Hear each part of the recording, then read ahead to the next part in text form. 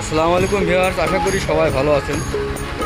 আজকে আপনাদের আমি দেখাবো যে একটি ছাদ ঢালাইয়ে যে কীভাবে পাইপ বিছানো হয় সেটা দেখাবো।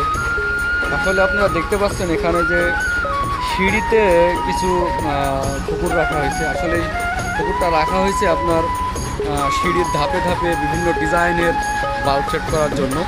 দেখতে পাচ্ছেন সুন্দরভাবে ডিজাইন কাটা হয়েছে। এটা আপনার সিঁড়ির অপোজিট পাটেও দেওয়া আছে, সামনের দিকে দেখা যাবে।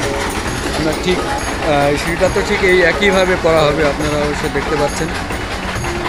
আপনারা দেখতে পাচ্ছেন অলরেডি আপনার ছাদে পাইপ বিছানো হয়ে গেছে, দেখতেই পাচ্ছেন। এখানে বিভিন্ন ডিজাইনের ছাদে বিছানো হয়েছে। এটা অবশ্য মেন লাইন, দেখতে পাচ্ছেন। মিস্ত্রিকে জিজ্ঞাসা করবো আসলে এখানে কী সিস্টেমে ছাদে পাইপ বিছানো হয়েছে। দেখতে পাচ্ছেন এখানে যে ঘুনু ঘুনু সার্কুলার বক্স বসানো হয়েছে, এটা কিসের জন্য আমি সেই মিস্ত্রিটাকে দেখাবো। আসসালামু আলাইকুম।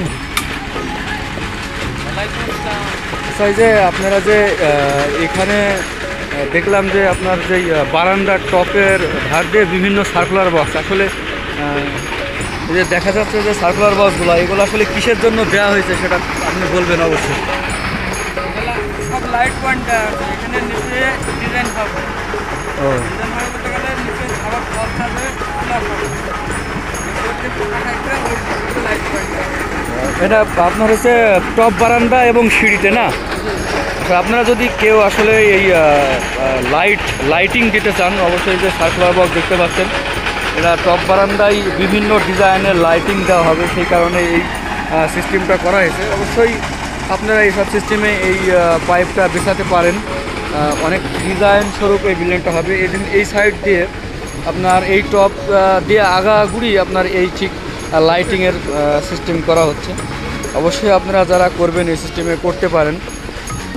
ওকে, সবাই ভালো থাকবেন। পরবর্তী ভিডিও নিয়ে আবার আপনাদের সামনে হাজির হবে ইনশাল্লাহ। আসসালামু আলাইকুম।